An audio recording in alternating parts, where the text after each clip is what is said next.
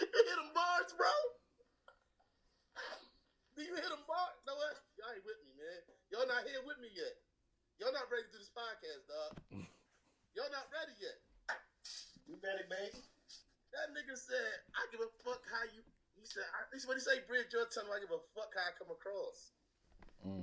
That ain't a crazy bar? It's a crazy bar, yo. I'm tired of this, man. You ready? Let's record, man. Produce me. We get on. I see. I'm for the second week in a row. Once we on, it's on. Oh, I did all that already? Okay, sorry. Produce me, brother. Produce me. What's good, brothers? Man, What's going on? I can't complain. Yeah. Me neither, man. Busy. Me neither. How y'all feeling, man? You know what, yo? I realized I'm really a dope ass cook, dog. Like I be knowing I'm that nigga, and then I do some shit and I be like, yo, boy, you really that nice. I had that moment yesterday, yo. I made some chili and I was like, it was subpar, and I went to the cook-off and everybody like, oh, yo. Shout out to Touch of Smoke, man. You know what I'm saying? It's my boys. You know what I'm saying? It's family. Jamin, Ivory, my chef came out. Shout out to Rudy. You know what I'm saying? Mrs. Jones, who give me a hard time. Shout out to Cammy. You know what I'm saying? Faithful listener to the podcast. We had a real good time. My chili placed 10th out of 50.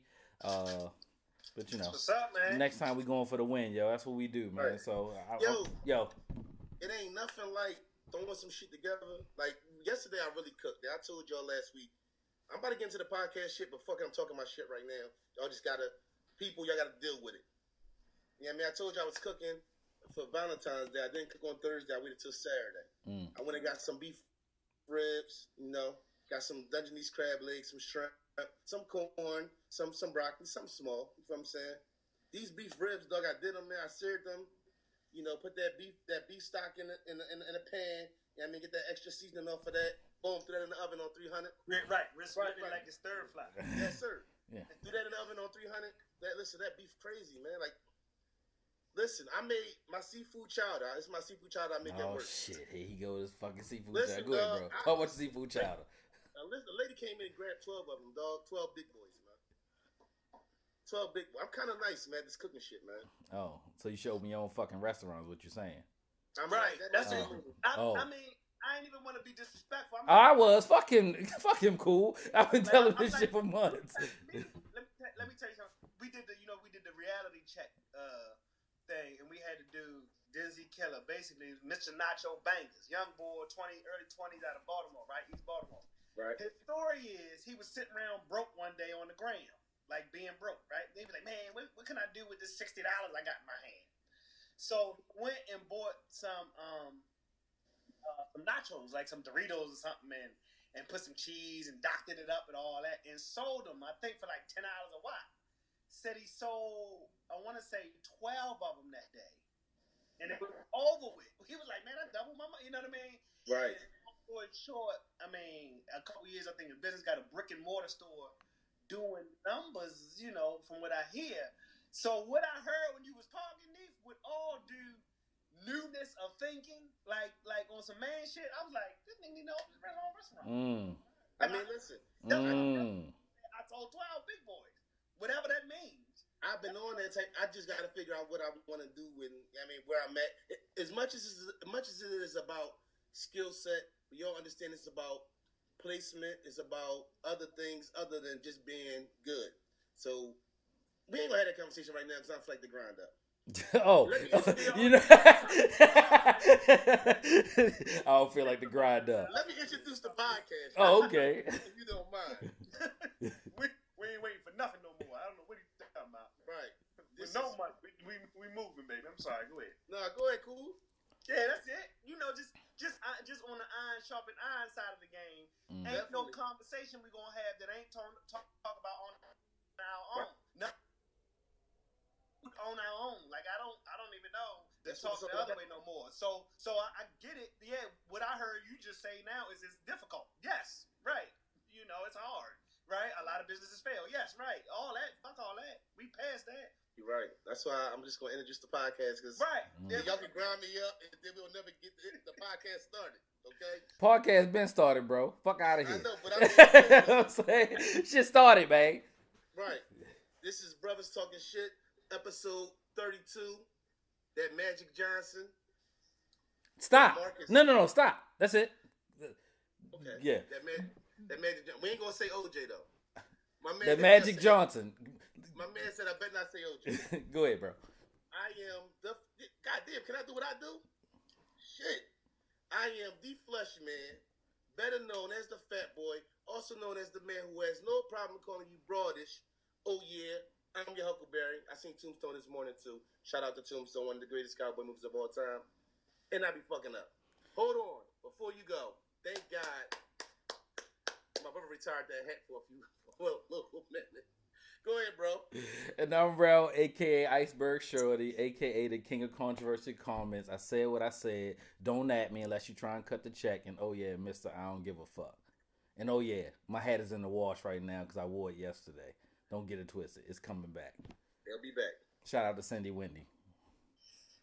Hey, and it's Cool Mike, a.k.a. Dr. Mike, your favorite foot doctor, the P. Diddy of podiatry, and they call me Crypto Cool. Yep. With your cool ass. Hey. That's what happened every episode. I hope you know that. I'm digging it, baby. I'm digging it. All right, let's go, man. Yeah. Before we get into because it's a lot. I got a lot on the dock. Like, this shit is crazy. I know we ain't going to touch all this. But let's start. Did y'all watch All-Star Saturday Night last night? I watched it more than I usually did, actually. I ended up hanging out with the good brother, Cousin Mike. Shout out to Mike Battle, Cuzzo. In Rich. So I was over there, and we actually watched the little festivities or whatever. Oh, real quick, shout out to my kids, too, man. Michael and Michael. Just want to shout them out real quick. But yeah, so I watched it more than I usually do. Right. Hell of a slam dunk. Is the three-point contest, Is the three-point contest be on before the dunk contest? Should the three-point contest end it all? Because I feel like, honestly, the three-point contest is more exciting all around than the dunk contest. With so many dunks redone and stuff like that, it kind of, I feel like the three-point contest is the most exciting thing of the evening. How you feel about that, bro? Absolutely. Like, I like without the pageantry of the slam dunk contest, you just have a slam dunk, right? So you're 6'10", you should be able to fucking dunk, right? You're not impressing me. I'm 5'8", right? So I don't give a fuck how high you can jump at 6'10" on a 10-foot rim, right? Whatever, guy. You know what I'm saying? Congratulations. You can do something you're supposed to do, tall motherfucker. But anyway, it takes a skill to be able to jack up all those threes and make them with consistency.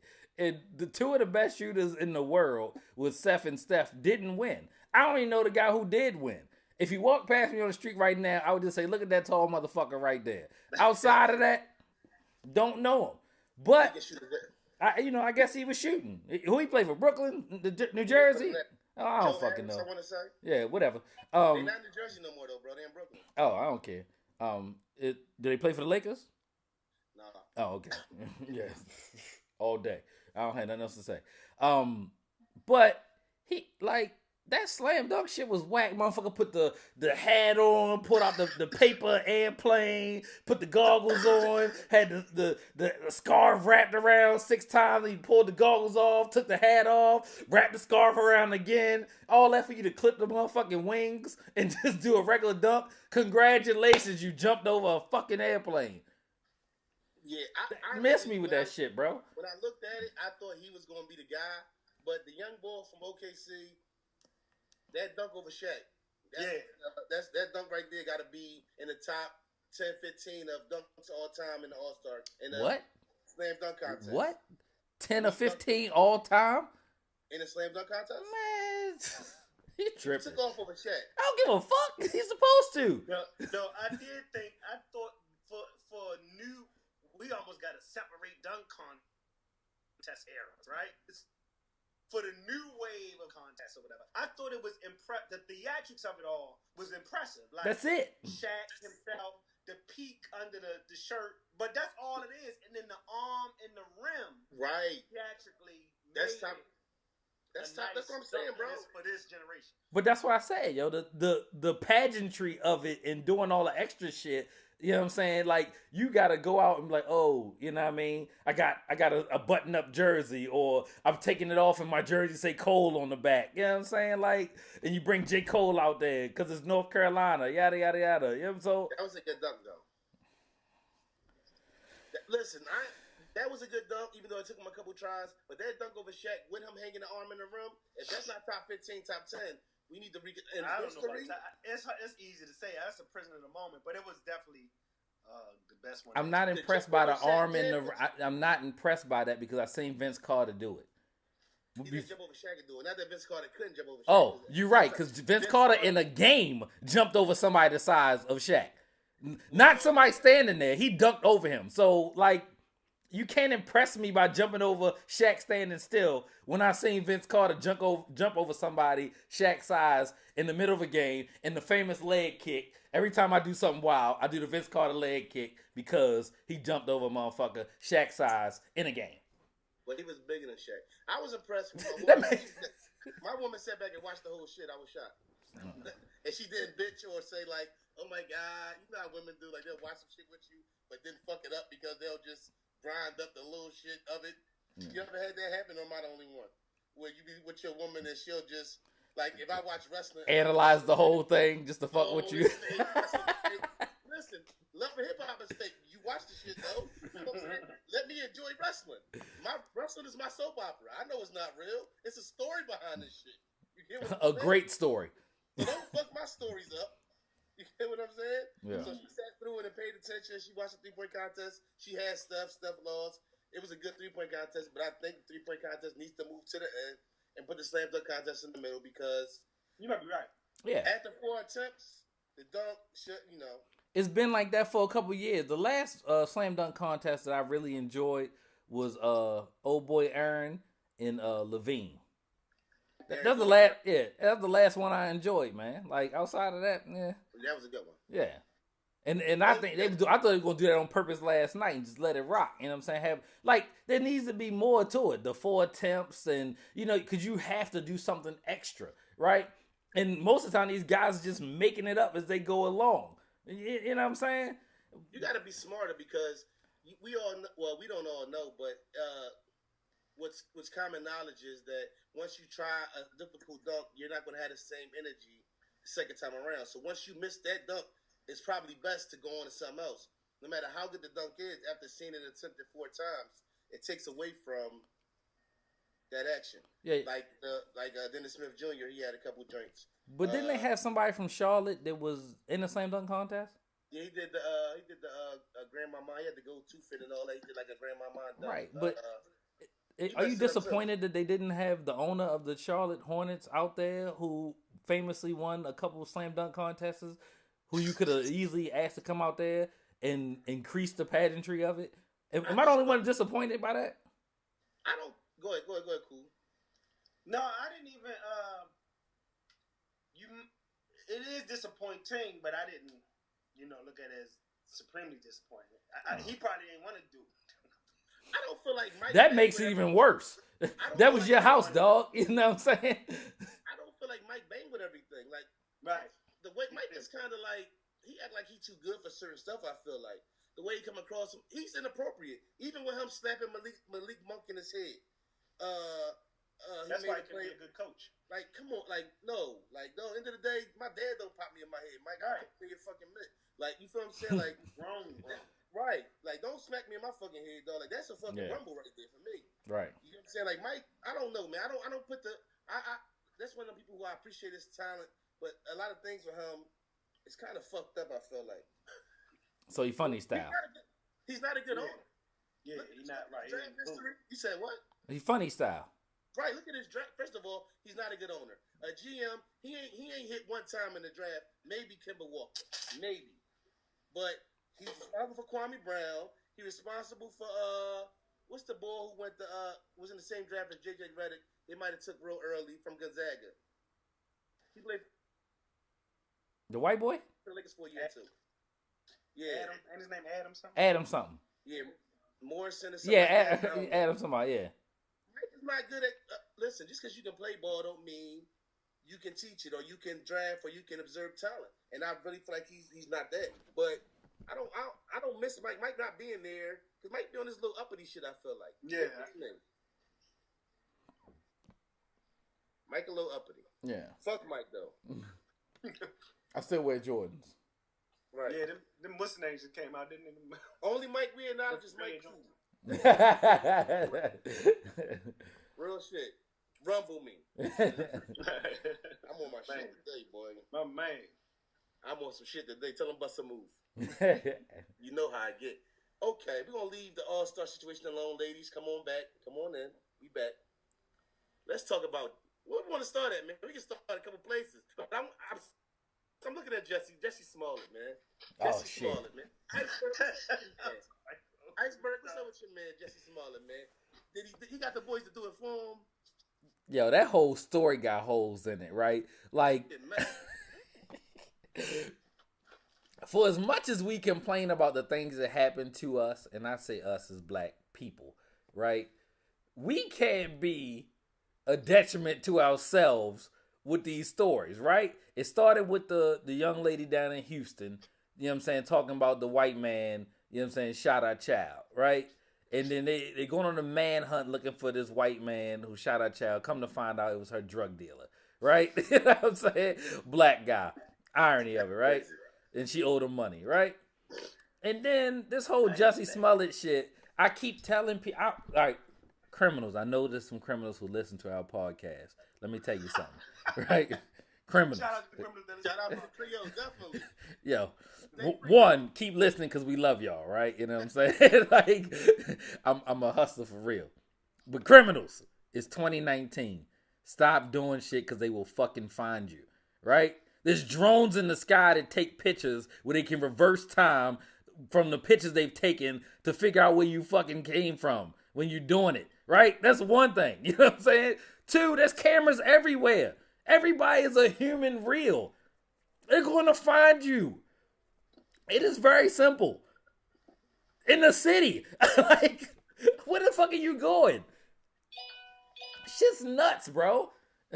Like, oh, they go to the gym with the dudes. You know what I'm saying? Oh, it's two big black dudes. Oh, we couldn't make it out. You know, like, your whole shit is busted. They had on MAGA hats. They was white. There was a noose around your neck. Now you're not cooperating. Hold up. Before you go, Cool.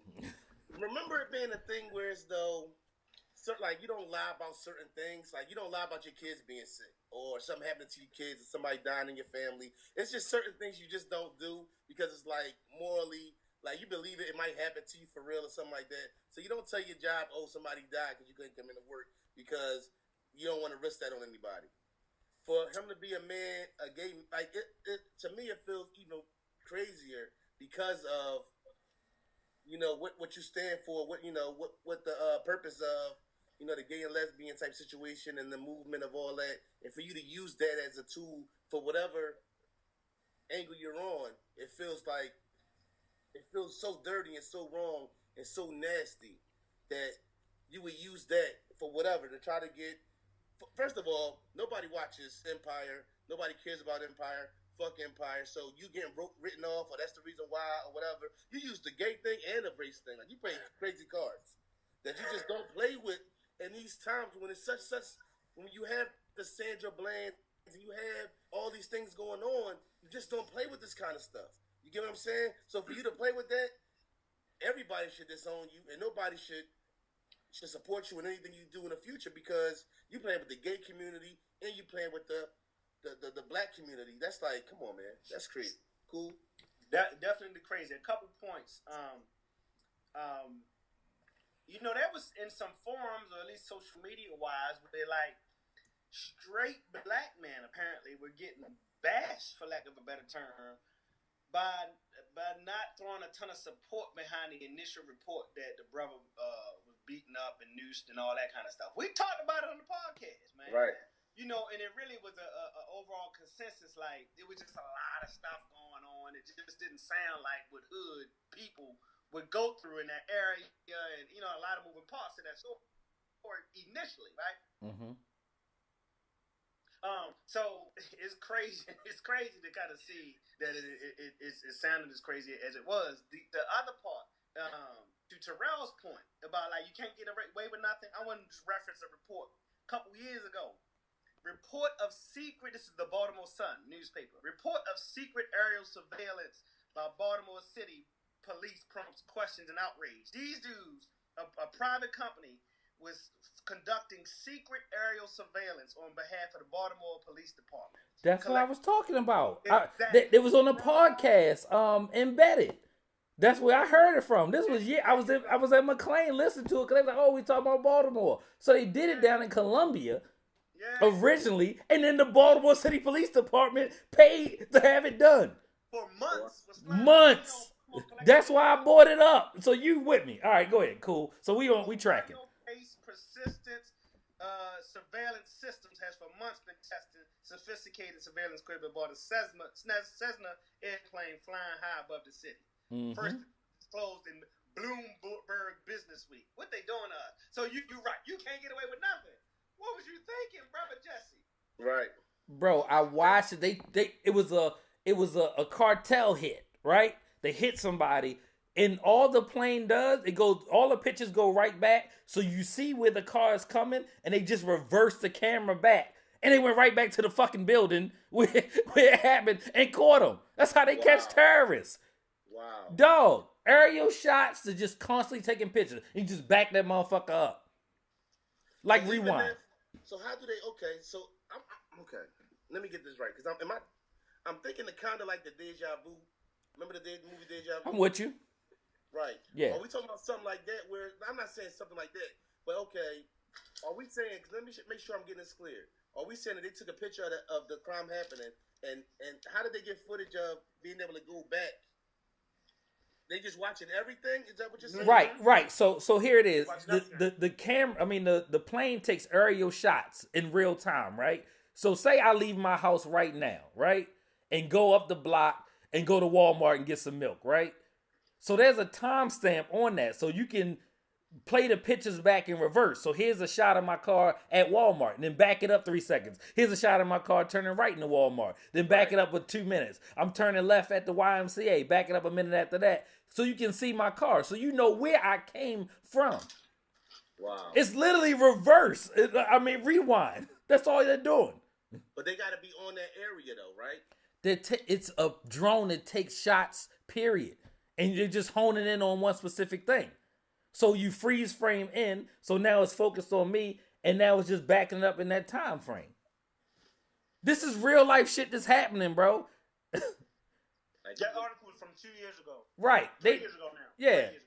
And it had already happened before then, because I've been at UT for 2 years. And my man was like, I heard a funny podcast on Embedded, and then Baltimore came up. So they started telling me about it, right? Because, everybody knows.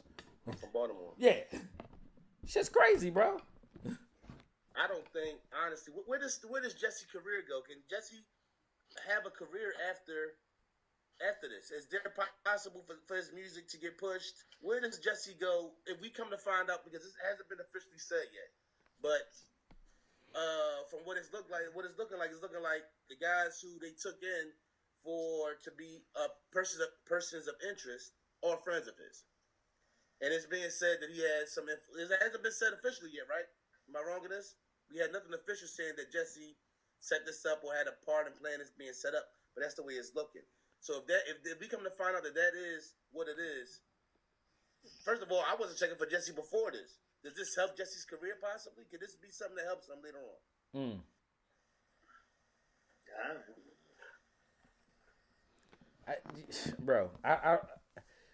Who's his audience? Right. You ever heard of a song that he got? No, all I can recall is I can remember when Empire first was coming on, and they had them songs like the songs off the show being put on and things where you can actually add them to your playlist or listen to them outside of the show on different streaming platforms. That's all I remember, but I haven't heard those things since, but I haven't watched Empire since probably the second season. So I don't care, but who knows? I don't give a fuck. Right. I'm saying, so I don't give a fuck. Yeah, whatever. Jesse. He crazy. All right, man. Speaking of old names coming back up again, R. Kelly. Not the sex tea. This is my twist. Hold on. This is my twist. How many sex tapes are you going to lose? Why your live theory ain't gonna lie? You get what I'm saying? And after all this, and I'm curious to how long they've had this tape, that this new tape that's coming out now, or has this surviving R. Kelly thing just opened up a whole new bag of things? Oh, but for sure. There's another tape out there, and not only listen, I'm very interested. Not only am I very interested, not only am I very interested to see where it goes as far as the law. I'm very interested to see how media and everybody else who was supporting him through survive. What excuse are you going to make for him now? You get what I'm saying? What are you going to say for him now? With this video, they're saying this video says he says to this little girl that he's enjoying or something about the 14-year-old. The 14-year-old vocally, right? So it's not even like you can't say I didn't know. You get what I'm saying? What excuse are y'all gonna make for this motherfucker now? I just gotta see this shit. What you think, Cool? Matter of fact, what you snacking on? Cause you fucking that up over there. I ain't ate since we left before church. Oh, that's the church snack. I can think it's just some little cereal checks. But no, I don't know. I said something is really wrong. Not that ain't know something's really wrong with him, but like something really, really, really like I don't know. He is in the unusual air of really, really, really wrong. Like, something ain't right with the dude. If there's some tape and he talking about your 14-year-old so-and-so, and she like, yeah, this 14-year-old cat and all this, apparently or allegedly, like, I don't understand, man. I don't understand. So I figure it ain't even for me to understand. Whatever that man got to go through, or jail time and all that, he gonna get whatever he deserve. I mean, deserve whatever he get. Hold up, Ralph. Before you go, Ralph. This is another thing where, listen, they gonna come back and get you. They will come back for you.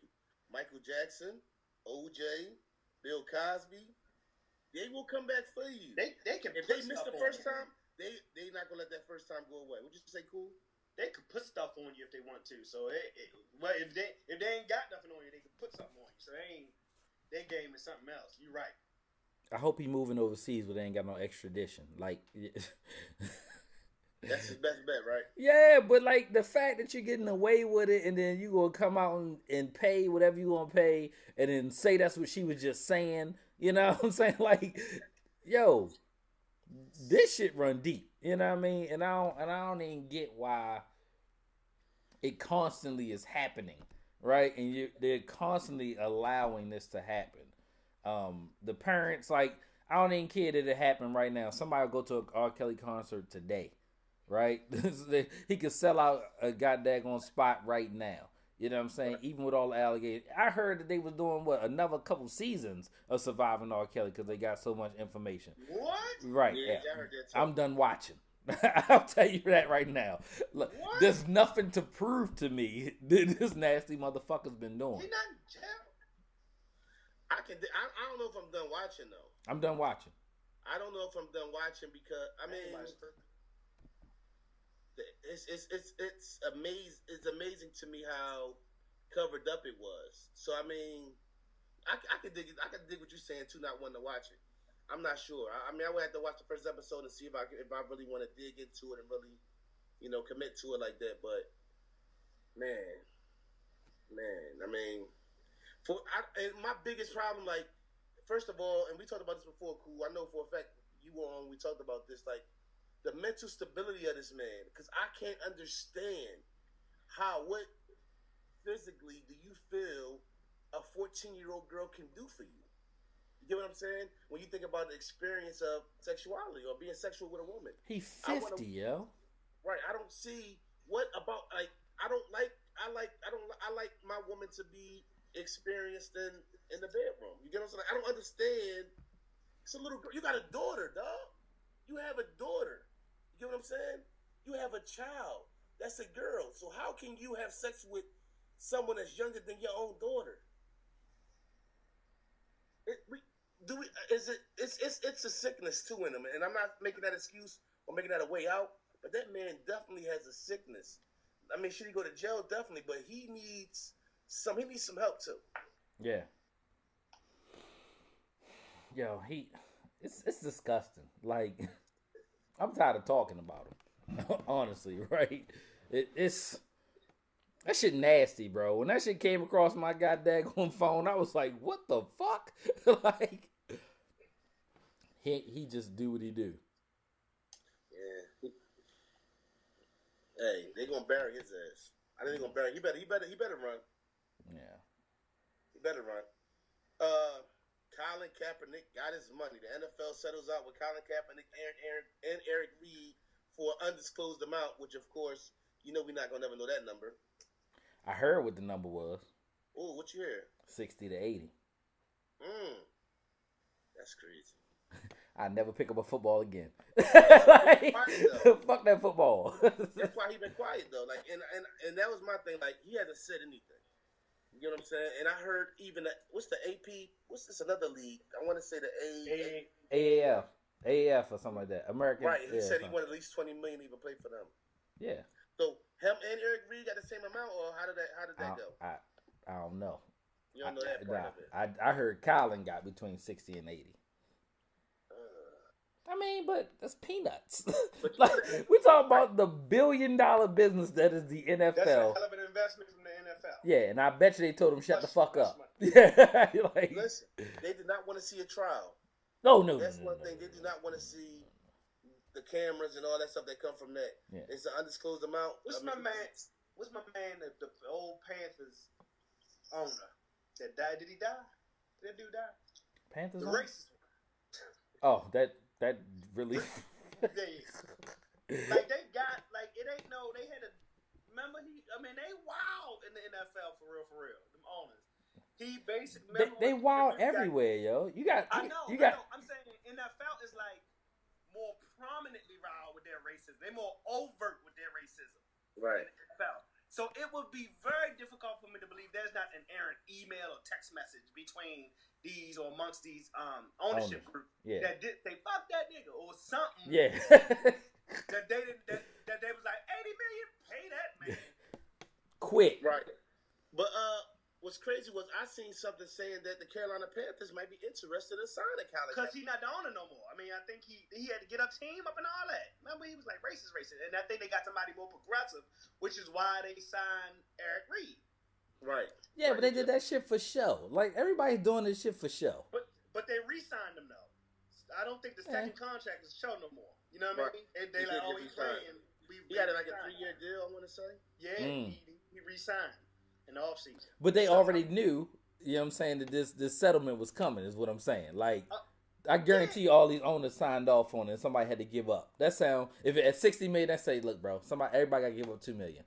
You know what I'm saying? Everybody got to give up $2 million for it costs us each $5. They paid Goodell $40 a couple years ago. They like, hey, listen, Goodell money check me crazy. Goodell check me crazy. Sidebar, what y'all think about Adam Silver? Motherfucking got that they pandering to Adam Silver to come take Roger Goodell's job. Adam Silver does a hell of a job. I feel like as far as organized and the way they do things. Nah, bro, there's just less people getting in trouble in the NBA than the NFL. He ain't doing a great job. Fuck out of here. You don't think he is? No. But look at the deals. Listen, the NFL is more likely to go back into strike before the NBA. The NBA is good for a while. Well, contracts are guaranteed. There's nothing to fight about. Exactly. So I'm just saying, as far as how the league is being run, you hear more complaints about the NFL than you do the NBA. He'd be on the same level as motherfucking what's his name in the NFL if he was there. I don't think that he would do anything better. Listen, it just all sounds good. You got younger black men with more money in the NBA than you do in the NFL. That's a cause for more. You're underestimating the percentage of jobs there are in the NFL to the NBA. There's only 275 jobs in the NBA, right? So your control measures are a lot greater, right? There's fucking 75 people on a team in the NFL. I think. See, here's the thing. I'm not giving them dudes no real credit when it comes to the business of these leagues. We control the cool. The product is them niggas jumping over each other and dunking the basketball with arms in the rim. No matter who's the commissioner. Where I think Silver is, like, we know Goodell, for whatever it is widely not revered, hated, not liked. Silver seems to be perception or otherwise widely revered and liked, and that kind of thing. Yeah. Of a PR, the business gonna take care of itself because they're gonna still be jumping and making one-handed catches. Unless they don't, which is a different conversation. I would love if that happened too. But that business gonna take care of itself. The contracts take care of themselves. But I think Silver might be they're looking at that as a better PR kind of. Can we connect to these players? Can the commissioner position not be villainized? Can he usher us through or into a new revenue stream and gambling and all of these little things where Silver seems to be just a little more progressive thinking than somebody like Goodell. I don't know. I think it's more PR than business stuff. I think it's business too, because if you look at whoever's doing the business for the NBA as far as their Players Association and the Players Association for the NBA, it's a difference. I just seen a story where they're talking about Pittsburgh is talking about possibly still signing something where as though Bell can't go where he want to go. They're still trying to trade him after sitting out a year. So the way things are set up as far as when they went to the table and did business, the guys who went to the table for the NFL did such a terrible job. How was this man set out for a year? And they're talking about, Pittsburgh is talking about, they can still put a tag on him, whereas though they looking for a trade to move him. Like, business-wise, I agree with you. It might not be those men, but as far as when you got the Players Association in the NFL and whatever association they got in the NBA, the Players Association, business is done better as far as what the players want and what the players got. Looking at the NFL and look at these situations with this Bell thing is really crazy to me. We talking about he sat out a year and they're still talking about he's a prisoner to this team. In 10 years, we'll be talking about how Le'Veon Bell was a champion for a movement, right?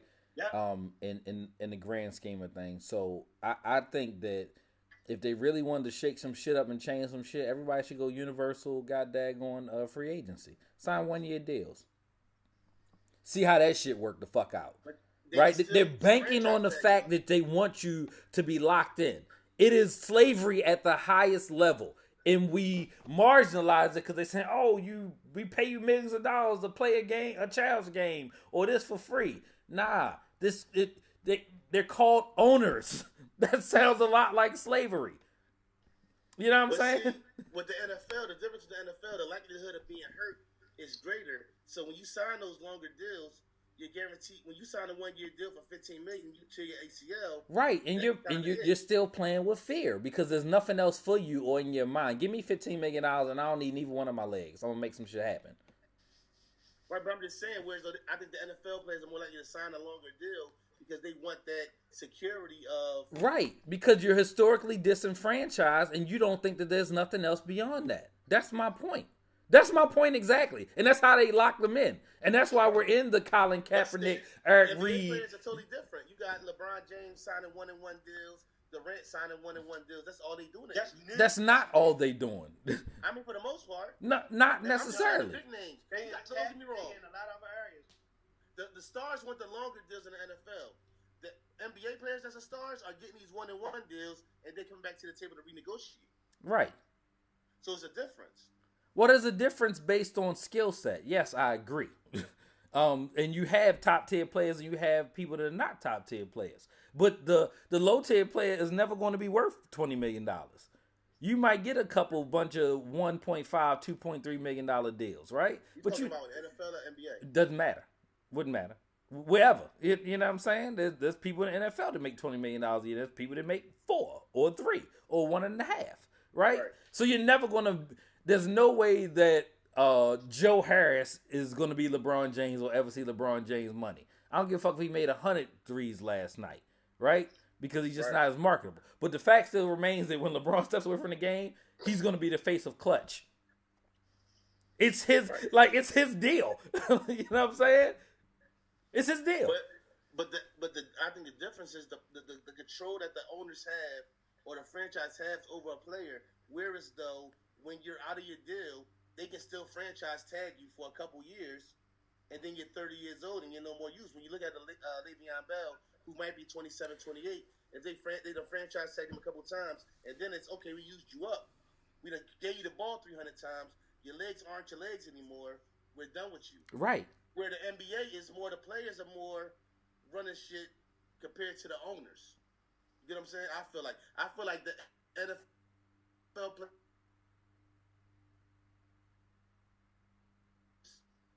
have more pull in the NBA compared to the owners and what they can do.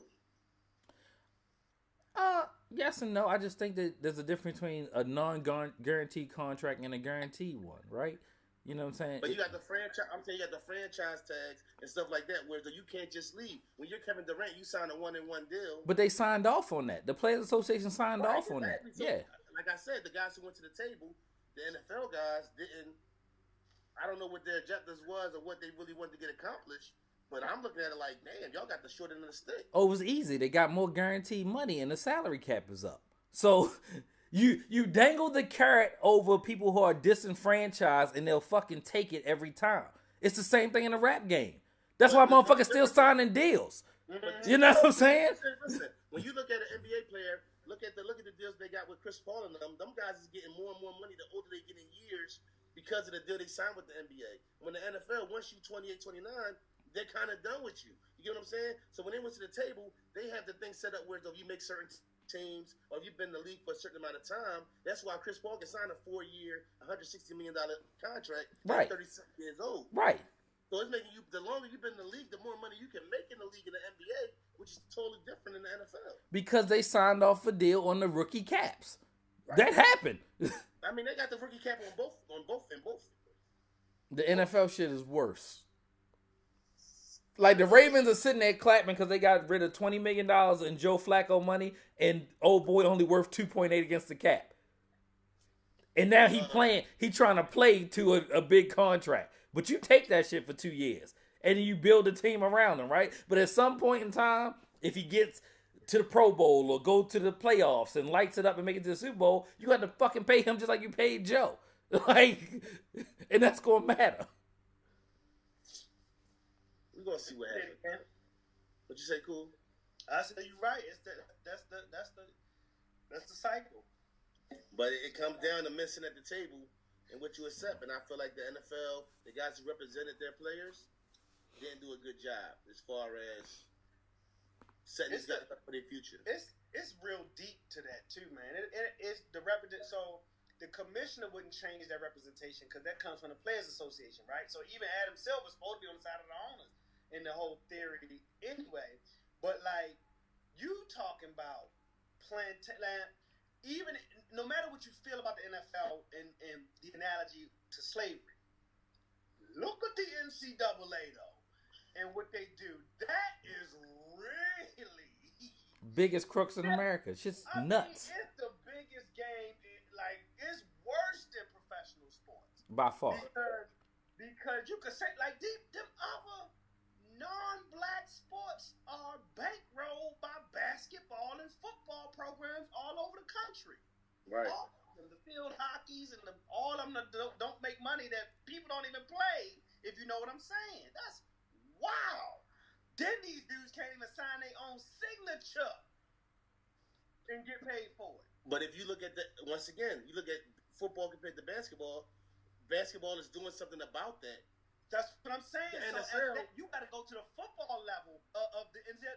You got to be what in college? 3 years? Out of 3 years removed. 3 years. It's a whole different game. You know what can happen in 3 years? They would let that white boy from Clemson go to the league if they could. Yeah. You know what can happen to you in 3 years? They want him in the league now. Right, but the injuries you can have on the football field in 3 years. Get insurance, man. They got insurance for slave bodies coming across the Atlantic. Get insurance. They can figure it out. They can figure out how to pay people they not paying now. When they know what's getting paid. Old white man. That's what's happening. Yeah. It's ugly football-wise across the board, man. It's just ugly. Yeah. And everybody know football is king. It's cat. I go to historically the largest football program in the country for the past 20 plus years. Every day I'm there. So I see it with my own 2 eyes, right? So this ain't any speculation for me. I sit there and I peep it and I be like, right. Huh. You know what I'm saying? Every single day I see it with my own 2 eyes. Can't fool me. That's why I was like when we a couple episodes ago when we was talking to Trell, and I told him the same thing. I said, Trell, you telling me what you think, I'm telling you what I know. There's a difference. Right. You know what I'm saying? I see it with my own two eyes. Shit's crazy, bro. They've bankrolled the whole fucking sports program. Profit is $80+ million a year. Profit. And them boys can't sign their signature. As if it ain't your own. Right. Can't use your name. Like, can't use your likeness. Shit's crazy. They getting billions off them boys. With a B. Who get paid? Run it up the pole. Who get paid? Who they look like? Who get paid? What they look like? You know what I'm saying? Mm-hmm. Right. It ain't the athletes. It don't have no damn scholarships. That's a hell of a business, man. Get a scholarship. Crazy. All right, y'all. Watch field hockey. I'm sorry. I'm finished. All right, y'all. Hold up. Because we got a lot to cover, man. We can do this. This shit can go all day. I know how you can get real. Let's talk this shit. Let's just hold up. I don't see this shit slowing up nowhere. Go ahead. Let's go. We got a whole lot to cover, man. And the ladies are probably pissed at us. Like, they don't know what the fuck going on. So, we can always, I'm pretty sure this is a subject that we continue to talk about. We continue to address as it goes on. So we're going to leave that where it's at for right now. Okay, gentlemen? Let's go to T.I.P., who's the man of the year for me early, man. He's running the... Listen, Tip is having a hell of a year for me. But T.I. put out this song about Floyd Mayweather. It's called Fuck Nigga. This has been real messy. We all know that this goes back to T.I. and Floyd as far as T.I.'s wife, and it being said that there was something going on. I think it came out, and it's official that T.I.'s wife had sex with Floyd Mayweather. So they got their own beef, but this is really having to do with the, I don't even think it was the fact of him wearing Gucci as far as Floyd Mayweather, but the way he went about addressing the situation in a scenario.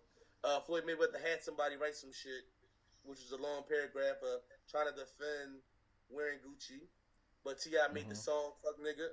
Mike, did you listen to Fuck Nigga? Have you heard Fuck Nigga? Yeah, I heard it. Listen, I'm not,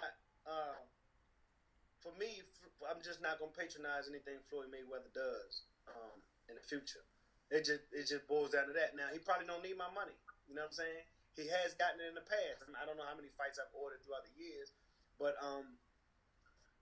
it's bigger than I did what I want and all that. Man, listen, bruh, we are living in a time where if this was the bus boycott, nigga be walking, looking at a bus full of niggas like, I don't know why y'all walking, it's the bus. You know what I'm saying? Mm-hmm. Right. So it's really just boiled down to who there and who ain't. Some dudes gonna be boycotting the bus, system, and some dudes be blasting music, hanging out the window in the times we living in now. So I'm just saying, for me, for who I am, and for who I want my kids to be, like, that's not the kind of person or people that I would associate or hang with. It's just not, man. He could do what he want to do on a Floyd tip, but I'm rocking with this. I'm rocking with just the idea that you're gonna respect it from $1. I don't need to give you my money. I don't need to send your kids on vacation. You know what I'm saying? At all. So, but at the same time, like, Floyd ain't saying nothing new. He was with Trump. He was kicking it and doing that. He been told you, but like, you'll figure out, like somebody said, you're gonna need your peoples again, really, before they need you.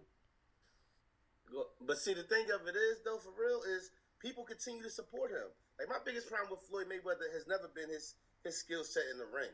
I've never had a problem with his skill set in the ring. You have to respect it. But I've always felt like I'm a firm believer in. It bothers me when black people embarrass us. And I've always felt like hearing him talk, putting a camera around him at any time, whether it was 24/7, going into a match on HBO. I always felt like watching him was setting us back as black people, as black men, watching him act how he acts. That's why I root against him. His skill set in the boxing ring is amazing. But the things that he does and the way he goes about things and the things that he says out his mouth makes me want to see him lose. And the bad thing about this, at the end of the day, Mike, is whenever he decides to fight again, people are not going to not see his fight again. I'm not hyped to see his fight, and I've been against it, and I've been grinding him up crazy. But people will continue to pay for whatever he gives us through all the bullshit of him being the way he is, bro. So that, again, right? Boxing, when Floyd Mayweather started his rise, was going away from the heavyweights because Mike Tyson was going through whatever he was going through, and Evander wasn't exciting, and neither was Lennox Lewis. It just, it went from being very heavyweight friendly and that being a big deal to it not, right? So when Pretty Boy Floyd Mayweather came on board, he went to a rebranding process, right? Because what we like historically is African Americans is the Flash, right? Like Cam said, in slavery it was about whips and chains, and now it's about whips and chains. Right. So he went to this persona of Money Mayweather, right? So let me go ahead and show all this money. Let me show all these cars. Let me show all these houses. Let me put all of these things out there so people can see what I have, right? So it definitely, and you said it and hit it right on the head. Floyd, people literally buy the fight to watch him lose, right? But guess what you did? Whether you bought the fight to watch him win or bought the fight to watch him lose, you bought the fucking fight, right? And so that's all that matters, right? So he literally made himself one of the most successful stories in athletes, period. He made 200, right? He made $250 million last year doing exactly that. So why would he do anything different other than fucking shuck and jive when they ask him to be socially responsible? He's not going to do that. He's not. But that don't mean he didn't invest. He got properties. He got strip clubs. He got Mayweather Promotions. That's a real company ran by real people where you have real prospects. Gervonta Davis, Baltimore's own, is under Mayweather Promotions. So what Floyd did was try to change the Bob Arums and the whatchamacallits way of doing it and exploiting people, right? He's doing it better than anybody else ever has as an African-American boxer, right? So he pandered to people's shallowness when it came to it because that was his way of doing what he's doing now, right? So I don't even believe nothing he said when he did it the other day. I don't even think he really gives a fuck, and which is fine, right? So Gucci did exactly what Gucci was supposed to do. The blackface thing has been out there. You don't think that went to 10 or 15 fucking people, but guess what? The name is out there. People, they're saying Gucci. We're saying Gucci. That's all that matters. Right. Any press is good press. Right? It's good. Yeah, I'm a little bit, it's like, who I seen it somewhere, but stated as, you don't have to help us, but you ain't got to hurt us neither. Right. Man, leave that shit alone. He could have answered the question like that and pushed it. Yep. Right in the store. Right. Could have pushed it right in the store. You know what I'm saying? Like, I don't, you know what I mean? Man, leave that shit alone, man. You know, I ain't it's the way he go about it, though. Right. Right. So you don't gotta help us. That's a little funny style. Yeah. But don't hurt us neither in the thing. Don't make it like, because people look at that, just because you got money don't make you the voice of social conscience of black people, and that's the problem. Right. Yeah. Because they got access to you, like Kanye West. Don't nobody give a fuck about Kanye West's political opinion when you know he ain't been right for years. Yeah. But they do, because he got money, and you know what I mean, and they did, and like, mom, you don't give me another touch the sky, get the fuck out of here. You know what I'm saying? I don't care what MAGA hat he had on. Like, gives a fuck. Crazy, man. He had the one Jussie Smollett guy. Right. With the leather brim. Had the noose around his neck and go to the police first. Well, I definitely enjoyed the song, though. How y'all feel about the song? I like the song. T.I. ain't got no fucking problem with Floyd. That shit about Tiny. Man the fuck up, dog. Like, that shit about Tiny. You ain't gonna play him like you ran up on him, though. You ran up on Floyd, though. Oh, yeah, for sure. Like, I'm not scared of Floyd. I told you, give me Floyd and the best of you. He walking. I'm gonna fuck Floyd up. Floyd 5'8", 140 pounds. Like, man, give me the best of you. I'm getting him out of here. I got a lot of steam. I got 2 minutes of answer for Floyd. It's gonna be a long 2 minutes for Floyd ass too. Who you got? Floyd to take it. I hope they both kill each other. Give me 4. He'll beat the shit out of Taken. Everybody taking always lose. Taken gonna take an L. Do it, nigga. Dude, Coach Canada taking coming out the pub. I do it. I had a club looking for any black bastard who wanted to die today. Word? Oh man, hey, this shit go again. Right. I gotta take it as the fuck out of here too. Take it. Fuck wrong with you guys. You don't want the smoke. I got 2 minutes though. Anything over 2 minutes, I'm tapping out. Like we gonna hug it out. I got 2 minutes in me, dog. 2 minutes be long as shit. Go ahead, do 2 minutes. Yeah. Tied to the bitch, throwing them hands. Arms be cramped the fuck up. Be kneeing them up. Kneeing a motherfucker or something. Fuck that. Shit's crazy. Yo. Just when I thought it couldn't get any better, it couldn't get any worse. We had Bobby and Whitney. We had Tommy and Pam. Not Tommy and Pam for Martin. I'm talking about the white Tommy and Pam. Mm-hmm. Now we got Soulja Boy and Black China. Do shit get more polluted than that shit? That shit look like a ticking time bomb when I seen that shit. Like, who the fuck thought this was a good idea? Them two together is like the worst thing in the history of, like, this just doomed from the rip. Black China. Black China? And Soulja Boy. I think he get points taken off for messing with Black China, to be honest. In my opinion. Why is Black China still a thing? He gets subtraction for messing with Black China. Neither one of them are a thing for real. They both seem like they're trying to become. Soulja Boy made himself pop again a month ago. So she's seen it pop. She's in the. What's crazy is it's not even like, from what I seen in the bedroom, she ain't even all that. So what Soulja need that for? In the everything, she ain't eating all that. I don't. For real, like I'm thinking Black China gonna be a pro when I seen the little video. I'm like, I don't think she cute. You know what I'm saying? Her body is fake. I don't. What it? Well, that's what I'm saying. So what? What else is there? Is it true love? Like, TV what's the and point? you put the index finger in it. You know what I mean? You could get a reality show or something. Yeah. Yeah. You know, that's a check. That shit like a fucking bomb about to explode. Like that shit ticking away. It's only a matter of time. But we know it's phony and we know it's contrived and for TV. Like every Amber Rose relationship now.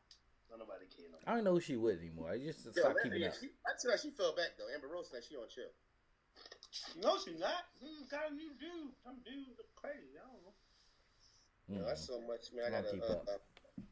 All right, real quick, right? Every man shouldn't be in his child's life because some motherfuckers can't teach a child anything or give anything positive to a child that's going to help a child be successful in this world. So every motherfucking man shouldn't be in their child's life. Some of y'all motherfuckers don't need to be around. That's how I feel about it. That sound real personal, bro. No, that's just real Oh. shit, though. You learn from somebody who don't got nothing to give you. But a bunch of negative and bad habits. You know what I'm saying? Like, real, I mean, I'm not even thinking about nobody specific. I'm just saying, like, some kids don't need to be around certain people. Like, Mother might need to choose a different dude. I mean, that should be the goal at the beginning of it. But once we're here and they here and everything. Some like for real, some motherfuckers don't have anything to give a child to be successful in this world. It's some motherfuckers, man and female, not just men. Yeah. But there's some men that's not going to be able to teach a little boy how to be a man. So you being around is what? I just feel like that. That's how I'm feeling. All right. I feel you. I agree. Dame Dash. Dame Dash. If this wasn't the weirdest apologize I've ever heard in my motherfucking life. Dame Dash apologizes in the way only Dame Dash can apologize. Did you hear it? How you feel about it, Iceberg? All right, yo. I'm glad you started with me. First of all, him like, yo, apologize to Jim, and I love his family. You know, I want to see how everybody doing, and you know, Right. Jay. You know, what I'm saying, I miss our relationship. It was cool, right? And then Biggs, you know, I'm sorry I hold you down, and you know, when I make some money, I'm gonna send you something. That's when I stopped listening. I like this motherfucker drunk. Like, that's what my mind went to. I could not believe the shit that he was fucking saying. I was like, I didn't even listen to the Leo Cohen part, right? You know, so you can't do a whole media run, write a book, and then apologize to Leo Cohen, because fucking Leo Cohen is still a culture vulture. Fuck out of here. You never get my apology. Bro, you can't apologize sitting like this. You don't think that qualifies? Like, you gotta at least be sitting up straight. Yeah. And like, I don't know what the fuck they having a meeting. It was some, I don't know about to stomp the yard. I don't know what the fuck was going on. But they had boys just standing around. He's like, yeah, so you know, everybody ain't like me. I'm like, what the fuck is going on with Dave, man? I don't like it, yo. He half-heartedly apologized to Steve Stout. You know, we ain't covered this basically, you know, covered off or something like that. I don't know, man. I think I'm the new me or the this age me is all for squashing beefs. Is all for family unity. Is all for strength and togetherness versus apartness. So if there was any kind of genuine sentiment attached to it, I'm all for that. I'm all for reconciliation of a family unit. Right. But I just don't know. I don't know, you know, what it was for, the reasoning. I hope it wasn't like a self-centered, and I hope it was a real thing, but it just was hard to watch. I know. Hey, Dame, Hove ain't calling you. Like, it wasn't like, oh, shit, maybe Dame going through something. You know what I'm saying? That just ain't happening, man. So that shit ain't no whole radar? Nah, man. Like, so it's certain people in your life that you just outgrow, man, and that's okay, right? You know what I'm saying? Like, there's people who don't have access to me that I used to love when we was growing up, but now I keep you like this. You know what I'm saying? You can't see my arm, but like that's where I'm at. I keep you at arm's length, and that's the way it is. No matter what we were when we was younger, or however many millions of dollars we made, like there's nothing you can say to me today that's going to bring you back in, because I'm in a different space and you still trying to figure it out, and I can't really fuck with you like that, and I don't want to, and I'm cool. I don't wish nothing bad upon you. Like I got brothers that I love that I don't talk to for a couple times a motherfucking year. You know what I'm saying? And like, and I love them, right? You know what I'm saying? Fuck out of here. But see, for me, it seemed like with Dame, it's a thing where as though all your homies, like, you the one, he the odd man out. All your homies is eating together. Mm-hmm. You want to say that, oh, well, Jay had a problem with Biggs back in the day, but Jay and Biggs is eating together. Right. Mm-hmm. Jim Jones and Hove had their problems. Right. Jim Jones is eating with Hove. Right. You the only one ain't nobody fucking with. Yeah. So it comes to that point where it's you. Right. Everybody else ain't the problem. Mm-hmm. You know what I'm saying? So it comes to a point where as though, for me, it's just a thing where as though it's kind of lonely, man. It's kind of, you can sit back here, and I see something else. I don't know who else said it, but you can say you're successful and he don't look happy. Right. Mm-hmm. You know, you can say, oh, I got these going on, I got this going on for my kids, I'm doing this, I'm doing that. But he don't look happy, man. Like, all money ain't good money, and you know, you can't put a price tag on happiness. And he doesn't look like a man who's happy in his life right now. And I think, you know, throughout things, you miss your friends, the guys who, like you always say, bro, you always say, it ain't, you know, what's getting money if you ain't getting it with your friends? Right. Yeah. You know what I'm saying? So, you know, you can sit back here and say you're doing whatever, and for me, what's bothersome to me, and I want to talk about and address it, is for him to say to a certain extent that, oh, I was tripping off Aaliyah, so that's why I did what I did. And I'm a strong believer, and I think I voiced this on this podcast plenty of times. I don't believe in, okay, perfect example, right? My mother died, my mother's birthday is March the 1st, which is coming up. I don't believe in me being nasty to my friends or the people around me because my mother's birthday is coming up. You know what I'm saying? So I don't believe in, okay, you're going through something. If anything, I might be quiet. So if you don't hear from Neef or you don't hear from Flush, then that's all you're going to get from me dealing with whatever I'm dealing with. But me lashing out at people and coming at people's necks and saying that I did it because of Aaliyah or I did it because it's my mom's birthday coming up, that's right. to me it's not acceptable. Yeah. So when you come and you apologize, but you try to say, oh, Aaliyah was, or was on my mind or whatever, I don't see how you can say, oh, I came at Jay-Z. Yeah. Because I was missing Aaliyah or I was thinking about Aaliyah. I don't accept those cop-outs. I got to use the bathroom. Y'all talk about it because there's something else I got to talk about as far as thing. I'll be right back. All right. That whole thing was weird, yo. And just sitting there watch. I like, why did it happen this way, right? You know what I'm saying? But like I said, I was all engaged until he was like, "I'm gonna make some money and send it to you." Like, do you owe Biggs money? Like, do you think that is the way to his heart? And I mean, if it is, it like you on the outside looking in on everybody who you love. You and goddamn Jimmy got a damn song together where y'all taking shots at Hove. But you turn around and you look at the Rock Nation brunch and Jimmy and Hove arm locked up. You know what I'm saying? Or Biggs ain't do this, and you know what I mean? Hove ain't do this for Biggs when Biggs was locked up. And then the Rock Nation brunch right there, and there go motherfucking Biggs, and Steve Stout is there, Puffy is there. So everybody just seemed to have moved on with their lives, and you stuck in time, right? Nobody cares about what you did for them 15 years ago, right? That shit matters none, right? You know what I'm saying? And especially when blood ain't involved. But like you just seem like a bitter ex-girlfriend who's left out in the cold, and everybody's moved on with their life and grown, and like, Hove squashed the beef with motherfucking Fat Joe, and whatever he had. Like, motherfuckers has moved on, bro, and there's a lot of money being made, and you just on the outside looking in because you're stubborn in your ways, and you refuse to grow, and you smart as hell.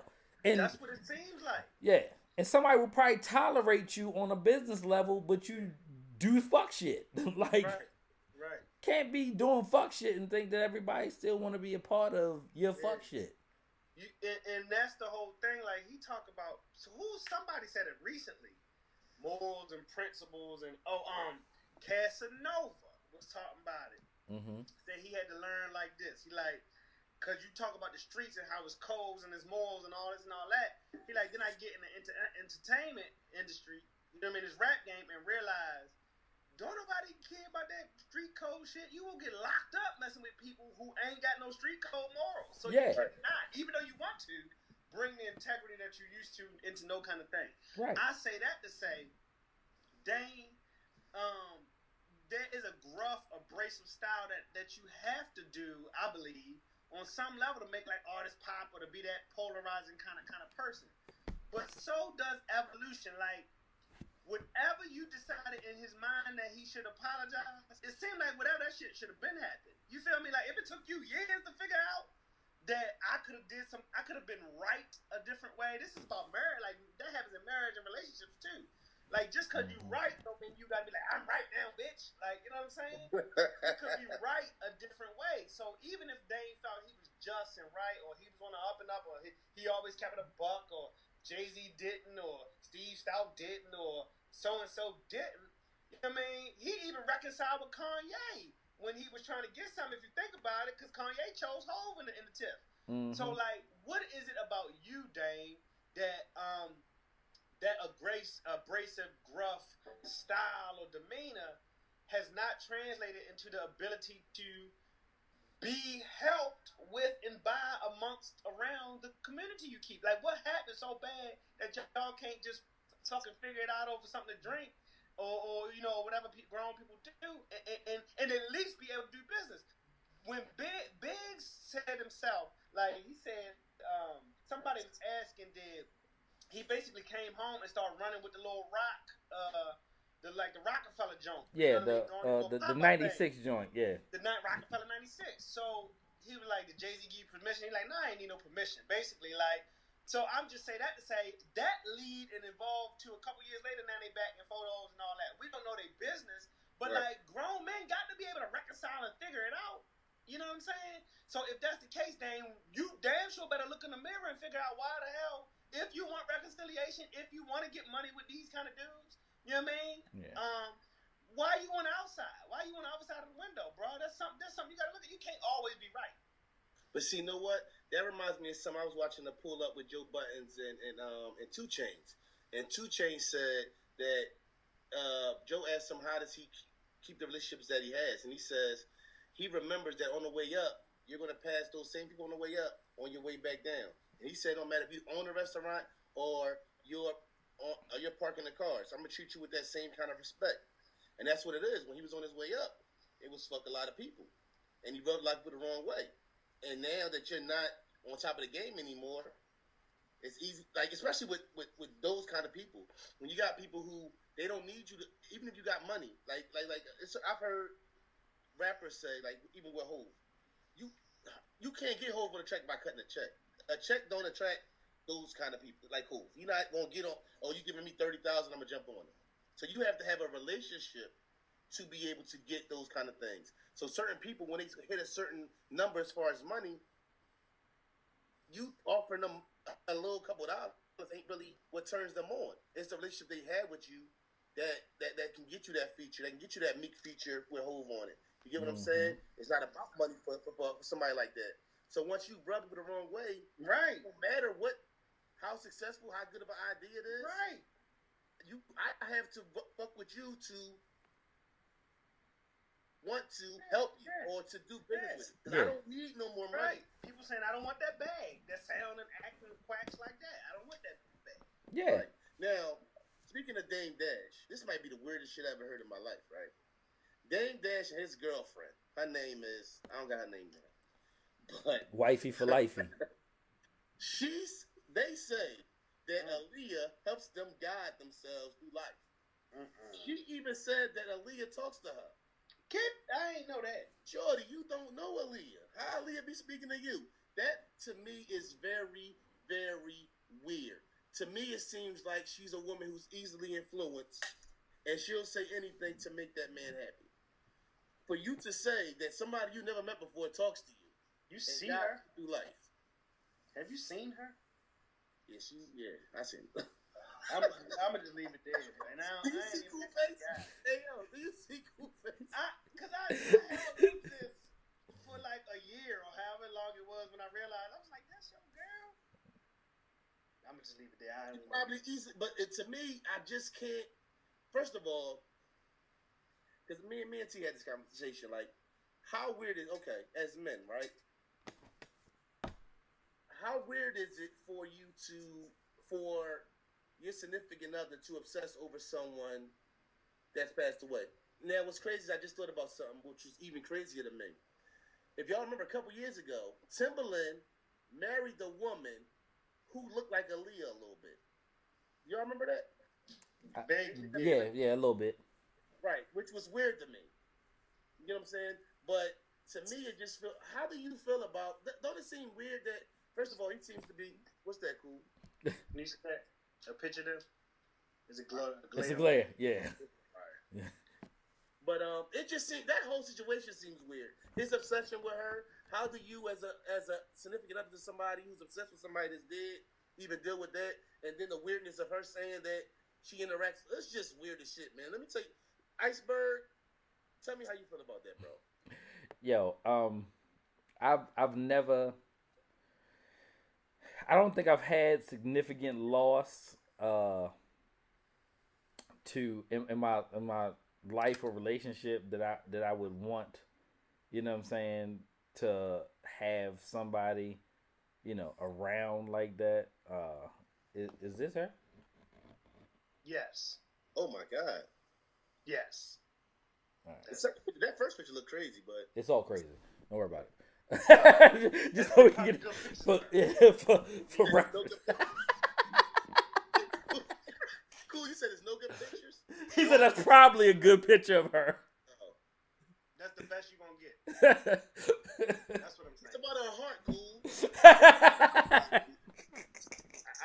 don't want to get cut on skin complexion and all. I'm gonna let it be. I'm gonna let you live, Dane.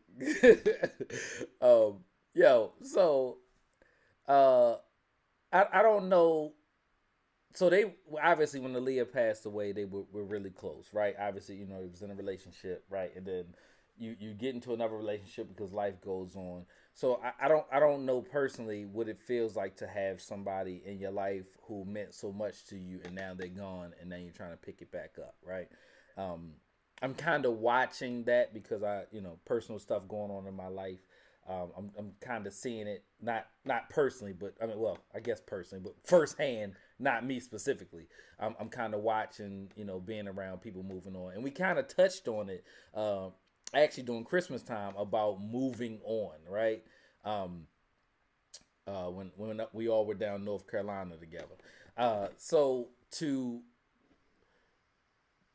I don't know if she's just jumping in because of the way that she feels about him, and that's what he's saying, so that's what she feels. But it's all crazy, bro. Like the whole thing is fucking nuts. Like why would you say that? Like you don't know her and she don't know you. But and then I'm not gonna question anybody's divinity either. You know what I'm saying? Or what they believe in. So I move on. Words like divinity. I don't know what they believe in, yo. I mean, say that shit, though. Like don't do that shit. Okay? These are quotes. Old girl said, "I noticed when she's trying to figure me out."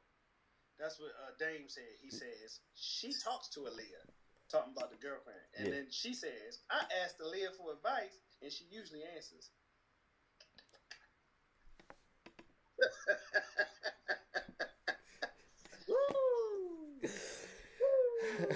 I really need to start reading this beforehand, man. Maybe it's better for this shit. That's why I sent it to you. Yeah. For those who don't know, listen, they know these topics before we talk about them, so. We acting like this. But I kind of love the spontaneity. Yeah. We gotta keep it organic. Exactly. Yeah. Oh my God, because that was. She said, "I feel like she guides me a lot and tells me how to react and how to be the best lover. She is definitely a daily part of our lives together." So they having threesomes with Aaliyah. Hey, real quick, y'all. The lady B. Smith, the black lady, it's a story. This kind of remind me of this on some level. She was like the Black Martha Stewart a few years back. Long story short, she developed early on big line, products in stores and all that stuff. But developed early onset dementia. She got a black husband who was taking care of her, and a month or so back, come find out his new white girlfriend is living in the house, and they taking care of his demented wife. You heard of that before? Yo, who was talking about No, I did not hear this before. This is all new. It's like crazy, cause they said the other day the lady smacked B. Smith's hand. So you like, yo, this lady is having spiritual threesomes with Aaliyah and Dame Dash, and this other lady got a white lady living in the black lady house, and she built an empire. The husband just visited. Right. And he got the lady all up in that lady house, man. That's the lady supposed to be taking care of B. Smith? They doing it together, but he basically got his girlfriend living at his wife's house, their marital house, because he's still taking care of her. But what's really happening is that estate probably still getting money. You know what I'm saying? It's weird, man. It's weird. It's as weird as Terrell face. That shit's crazy. I ain't hear this, but now I got to deep dive into this story. Shit's nuts. We'll bring that back, but I just think let's remember that for the Dame Dash correlation. Yeah. Right. This crazy got so much shit to cover, man. Listen, right? I'm gonna let y'all in on my life, right? I've been on this juice and shit heavy, right? Mm-hmm. On this, I'm sorry, it's not actually juice, fruits and all that, and making them into smoothies. So I've been fucking with beets heavy, right? Mm-hmm. So as people, you check your stool when you use the bathroom. You check how your shit look, right? Yeah. And I had my shit was red, I was scared. he was panicking. I'm like, yo, why my shit red? It was crazy. Being serious, my grandfather a couple years ago had a little scare with some colon cancer, and stuff like that. So for a second, I kind of went there. I was walking. I said at the work. It was early in the morning. I had nobody to talk to, and I was like, yo, am I going? That shit had me scared for a minute. But I ended up talking to T and shit. But I just thought it was funny, and I'll bring it to the podcast. That's real though. They're the kind of little anecdotal stories and conversations that we need to have all the time, to be honest. Oh yeah, for sure. That shit had me a little shook up though, man. I'm not even gonna. We was at my cousin Repass talking about we talking about boxers life hack for like an hour. We was talking about the boxes that got to let the air, you know what I'm saying, go through. Right. Yeah, And that was a real conversation. Real I was being conversation. serious. yeah. Asking questions, how they feel. I mean, all that. Shout out to JB talking about with the running shorts. All right, let's get to the Grammys, man. Like we've been in there for a minute. We didn't even touch the Grammys yet. The Grammys, man. What stick out to y'all? First of all, let's start with the Drake speech and them cutting Drake off, man. I don't know. I think I'm becoming a bigger Drake fan by the millisecond, man. Like every time I turn around, man, Drake is just. I always respected the art of that man, but I always wanted to hate him a little bit, and I'm not sure why. But I always kind of, and maybe it was the singing. He like Duke. Huh? He's like Duke. Or the Yankees, or the Patriots, or the Lakers, or the Celtics. Yeah. That might be it. But what y'all think about that speech, man? I really felt like it was genuine. I didn't expect it from him, and I kind of look at him a little different because of that speech. What y'all think? I ain't pay attention to Yo, hold up, yo. Pause the podcast, man. Hey, bro. You got to throw that shit to somebody. Stop saying y'all, man. Because it's a lot of dead silence when you say y'all, man. Let me produce you, dog. Go. Golly. Dead space. You like. You don't want to talk about the thing that didn't record the podcast.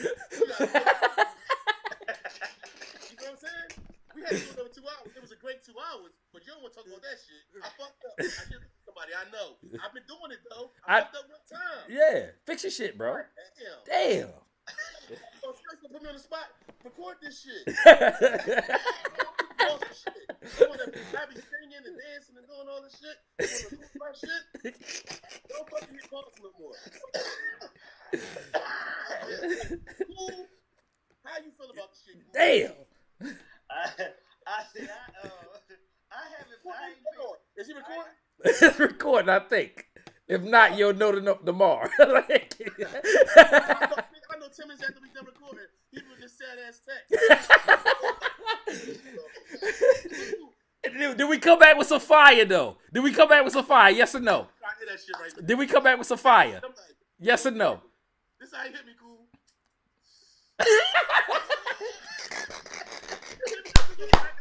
I did. This shit record.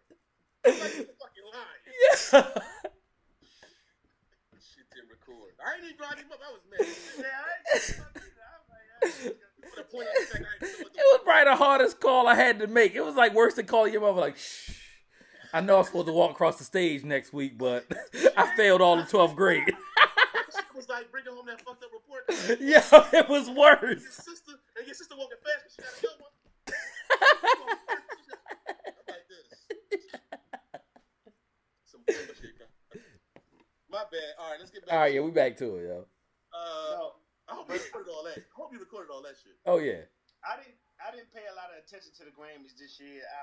I ain't watched, but it is funny the resurgence that Drake has had, the past 6 months or so. Especially he had the blackface situation and the whole Pusha T situation, some time ago. But like, yeah, man, he turned into anytime you speak out against, he's understanding. He started popping it a few years ago when he said something about Apple and cutting a check or ownership and all that. But the wave is understanding we are it. And when you understand you are it, you know, it becomes a little tricky. So they messed up because then you make him a martyr by like, yeah, they cut his speech off. Now it bubbles it up even more. So yeah, you're right, man. Drake, you have to get like extra credit for just saying regular stuff that we all know anyway. Yeah, right, for sure. Well, how do you feel about it? How do you feel about Drake, Terrell? You know, I put that in the group chat this week, man. I was listening to what the hell I said I was listening to? I listened to some old shit. 6 p.m. in New York. That's what I was listening to. And I was like, man, I don't even understand how people cannot give Drake his credit for what he's accomplished, man. or what he means to a lot of people or what he's done in music, right? So, you know, consistently he's been consistent. And Right. and you know, the God's plan was an epic step forward in you know, the maturation of him and his music, and everything that it meant to a lot of people, culminating with the video at the end, you know what I'm saying, at the end of the, you know, the whole run, where he literally went around just giving people money. You know what I'm saying? That says a lot. So to have his speech up there, and I think they would have let him rock, but he paused for a minute, you know what I'm saying, and start, you know what I'm saying, getting into his bag, and then they cut him off. But you know, he boycotted last year. Then this year they cut him off. No telling what, you know what I'm saying, he in the studio cooking up about that shit right now. He'd write his whole motherfucking, it'd be a song out next week called Rest the Grammy Speech, and that shit'd go fucking platinum, and he won't goddamn gonna put the shit out next year for them to even, you know what I'm saying, analyze it. So you think it was more of a, you don't think it was a, they felt like it was a diss, and that's why. Oh, for sure. Oh, for sure it was a diss. But you still need Drake there because we are the demographic that you need to watch. I'm not really a Grammy watcher, man, because I think that a lot of times, you know, hip hop itself doesn't get its just due.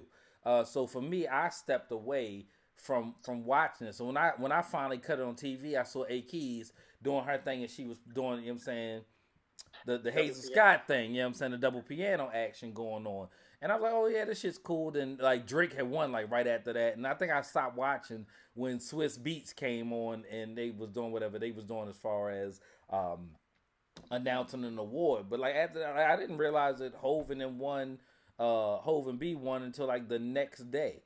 And then I think not SZA, her won something. And then like Pharrell won Producer of the Year, non-contemporary or something like that. So like. And Childish won for This Is America. But we don't support our own, you know what I'm saying, platforms, whether that be the BET Awards, or I don't know what else is there besides the BET Awards. Soul Train, we don't really show up for that, but everybody shows up for the Grammy. The Rock Nation brunch is infamous for happening during Grammy weekend. And then people don't show up. So we use our own platforms like it's the Chitlin circuit. You know what I'm saying? And then we use the platforms that we want to bash as the fucking Super Bowl, right? You can't boycott the NFL all year long and then show up at the Super Bowl talking about, yay, go Patriots. You know what I'm saying? You can't walk around with your 7 jerseys and T-shirts on saying fuck the NFL, and, you know what I'm saying, Super Bowl Sunday roll around and you sitting right there front row at the 50-yard line. Those two things don't go hand in hand. You know, like I tell people, I joke about it. I say I'm fake woke, right? So I acknowledge the things that I want to do, you know what I'm saying, socially, but I still like Gucci and I still buy Jordans. I'm materialistic as the rest of them, but I still acknowledge that I need to do better. So, you know, when you know better, you do better, right? You know what I'm saying? I like nice things too, right? You know what I'm saying? I promise you the year won't end before me give me a motherfucking Tesla, but goddamn it, you know what I'm saying? That don't mean that you can just spit on my face and call it rain either. So yeah. What about Donald Glover winning? You said Donald Glover win. What about Cardi? Cardi won Album of the Year. As she should have. Right. And what about the fact that she got a lot of criticism about the fact that she won? I'm not mad at the fact that she won. You know, like you said, which is I think very important, is I don't think any of those platforms, as far as awards, I really respect. I don't think they're really saying anything as far as me or representing me when they do these award shows. So I have a hard time, whether I didn't watch the Grammys either. I do feel like it's important for me to be up on it, or for us to be up on it, for the simple fact that we're doing this podcast and people want to hear possibly what we have to say as far as those things. But that's not something I'm very interested in. But I feel like there needs to be something that the people that we respect, as whether it's producers or whatever, and those people are the ones giving out these awards, that would make me feel more comfortable about, you know, supporting the award show, whatever. The Grammys to me shouldn't mean anything different than a BET award, or none of those awards really mean anything when I listen to music. It's not like somebody wins a Grammy and I'm like, well, let me go check their album out now. You know what I'm saying? That doesn't affect anything else. So I feel like it's giving too much power. Definitely. How you feeling, cool? Yeah, it's I ain't got $1 billion streams, but I got $1 billion. Like it's all the old guard, man. It's all the way we used to, or the way we think of stuff, and we've been asleep as a people for a long time. So I think we just waking up and like, wait a minute. Like Drake said, if you're doing whatever, you don't need one of these. And you used to need one of these. Right. Grammy Award winning. It still means something. Let me not, shit on the real artists out there and all that kind of stuff. But like, you don't need one of these anymore. That's they telling you, and they don't like that. So, I don't even think like you can make it whatever you want. Awards wise, you can make it, but take the foo out of it, like or whatever. It's just. I just think it's an old way of thinking. Grammys, Oscars, all these award shows, and all this approval we seeking. People ain't really here for it no more. And I don't understand. We ain't gonna be able to turn that back. Now, to Terrell's point, like, yeah, yin and yang is everything. Balance of life is everything. So I like nice stuff too. You feel me? Like but at the same time, definitely, I always ask myself who getting paid. If I'm patronizing or doing a certain thing, it's just a certain way I want to spend my money versus a certain way I'm not. It's a certain sometimes try to spend in a black man or in a very specific and concerted effort or with people that I agree with. Like that's what I just want to do as I continue to live, you know what I mean, and do more of, and be more aware of those things, and the stuff like the Grammys and all that to me is gonna be phased out. You know what I mean? We used to care what Billboard think. Now we don't pretty much. And Elon Musk is from South Africa, so I'm half woke. I'm 50-50. Yeah. So shout out her though. She's performing. She killed it. Janelle Monáe, what's her name? Janelle Monáe. She killed it. I seen her performance. It was dope. Cardi performance was dope. I enjoy those performances. Ladies, Valentine's Day just passed, but I just want to say this. Lingerie is not a gift to a man. If y'all break up, can he take the lingerie with him? No. So you buying lingerie for yourself to wear is not a gift to a man. There's nothing wrong with doing it. It's a great thing. Real men, real kings, you can wear a fucking towel to the bed, and guess what? It's going to get popping. How it's going to get popping, regardless of what you got on. Lingerie is a bunch of hooks that a motherfucker got to figure out. You feel what I'm saying? Yeah. It's a look, definitely. But don't say it's a gift for me when you buy the shit, because it's not. That's just how I feel about it. How you feel, gentlemen? How you feel, Ralph? yo. You know what? I got something for your ass. It's gonna be fucking awkward silence every time you throw it to somebody, yo. I'm like, what the fuck is wrong with him, man? I hate Valentine's Day, so I don't need. I don't give a fuck. Like, I hate what it stands for. I hate what it represents. It was funny when we talked about it last week, and Cool was like, that shit for couples in their first 2 years. You don't leave me the fuck alone about Valentine's Day. Like, nobody cares about it. It is literally just a transition between motherfucking New Year's and Easter. I went to Walmart the other day. Them motherfuckers got baskets on the shelf right now, dog. Dog. Just about to see that shit.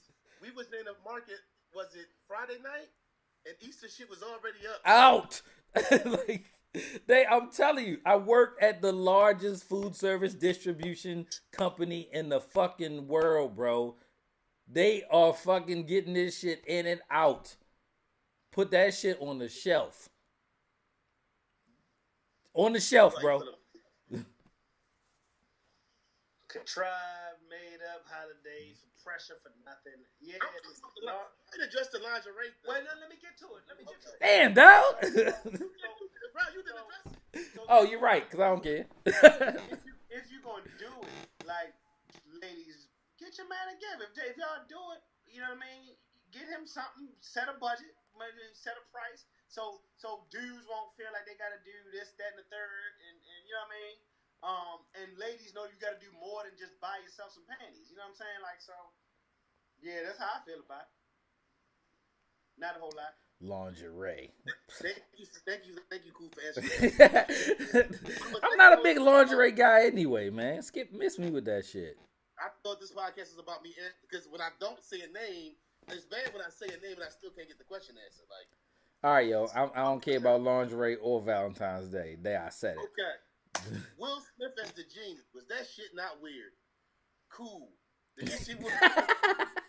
I seen it after you said it. Yeah, it looked weird, man. They say Twitter roasted him too. Yo, Robin Williams is a hard act to follow. We gotta acknowledge that. That role is something. I think it's certain things you just don't want to touch in life.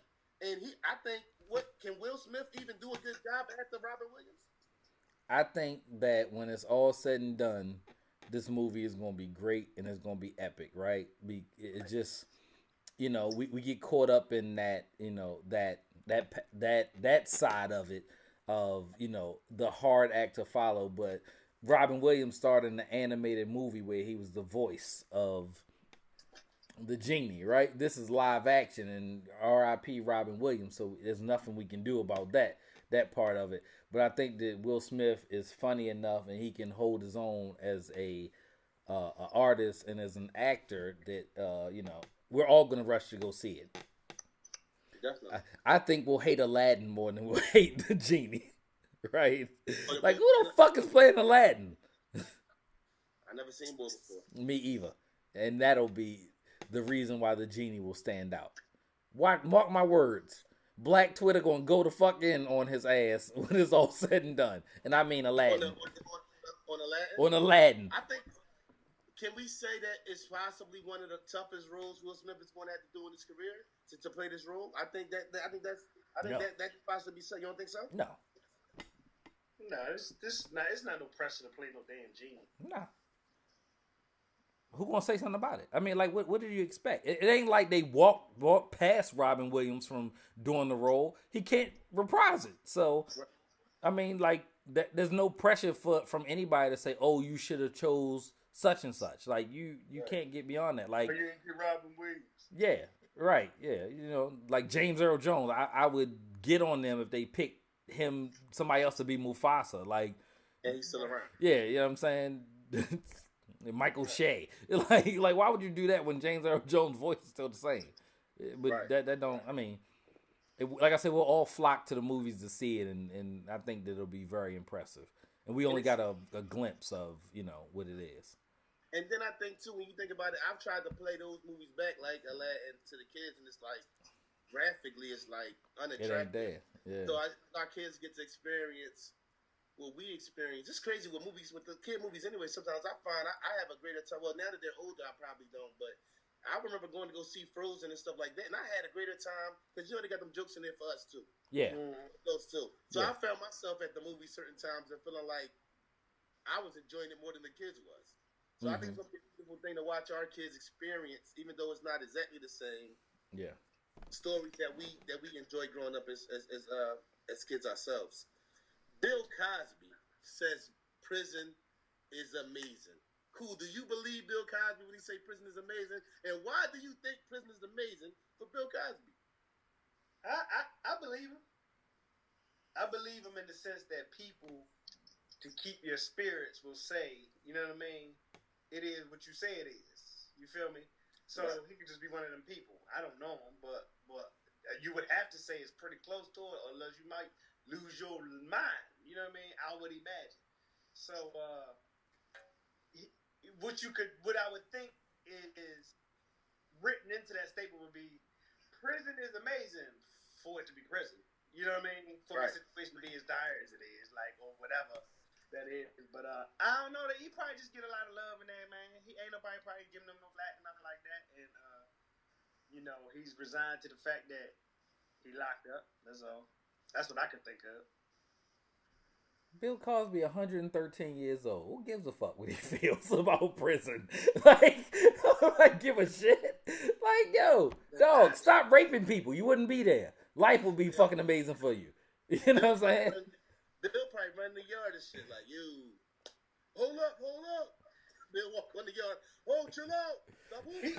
You think he like OJ? It was like OJ got him in the middle of the riot. Like, I will get some ice cream. Did he? Yeah, OJ did that shit. Juice is a little different, man. OJ a little different, yo. Yeah.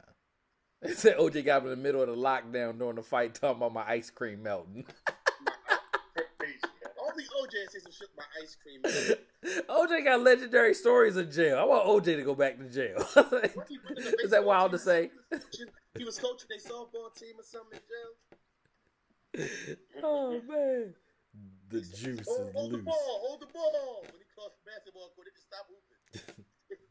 It took about 5 minutes to cross the Bill probably having doing whole plays by one man state plays in there, yeah. He be doing Cosby episodes for the motherfuckers. Yeah, And they probably like do the scene, Bill. Do the scene. what else you gonna do? do the scene, Bill. Do the scene. They're putting Bob. Get the fuck out of here, Bill. I'm sorry, yo. That's a lot going on, man. 21 Savage, he home now, bro. Yo, Is it over? You think it's over? Like, this situation ain't over, man. Still, you think it's still a possibility they might deport him, or do you think?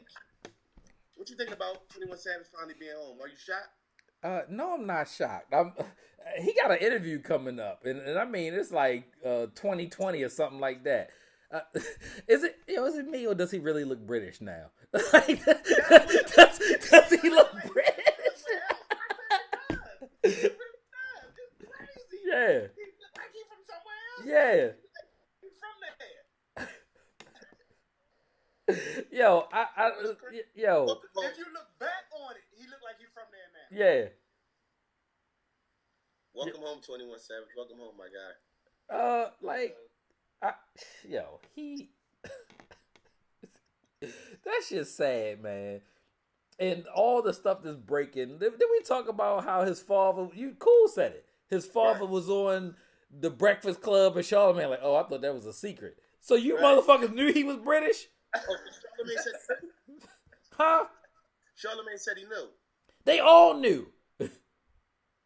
And so he played coy with Angela Yee when she was talking about it. He was like, "Oh, I thought that was a secret." Huh? It sounds real industry plant-ish to me. Yeah. I wonder if his record sales went up. Do you think his listens, what streaming numbers went increased since this situation? I'm curious. I haven't heard anything about that. I haven't checked it either. But do you think people are looking to see if they can hear something or tell something like with the R. Kelly thing? His numbers went up. Do you think possibly his numbers went up?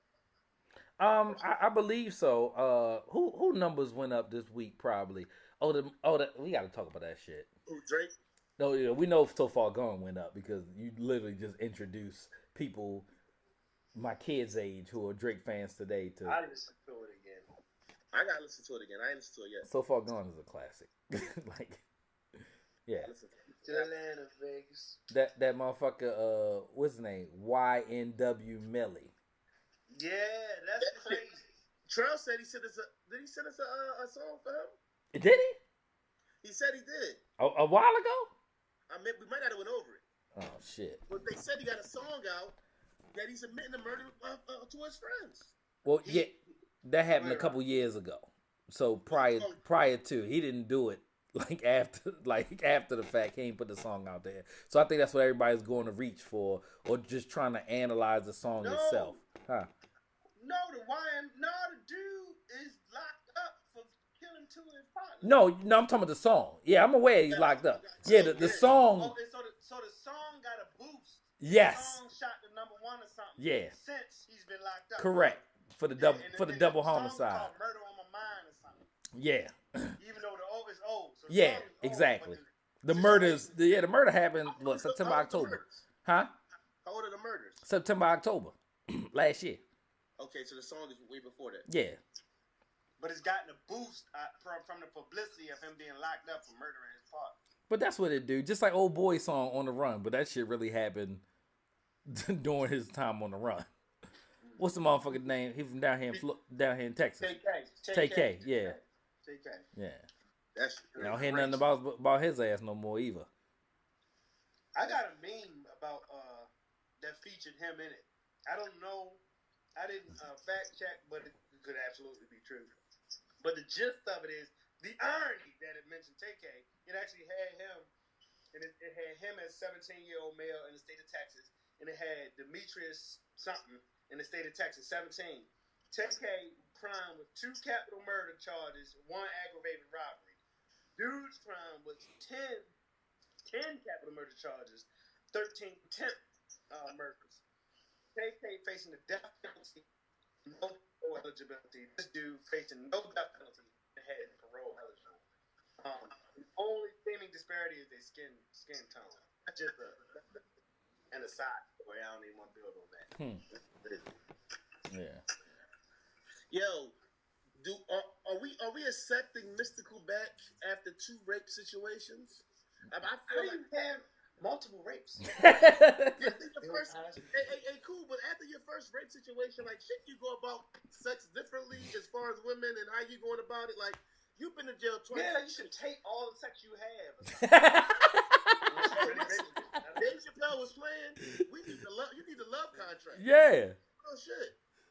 Yeah. Check for oral, like, you know what I mean? Like, that shit. It's a joke, but that shit is real. Like, no, that shit real. I gotta believe that, and do we put him in the same category as a Bill Cosby?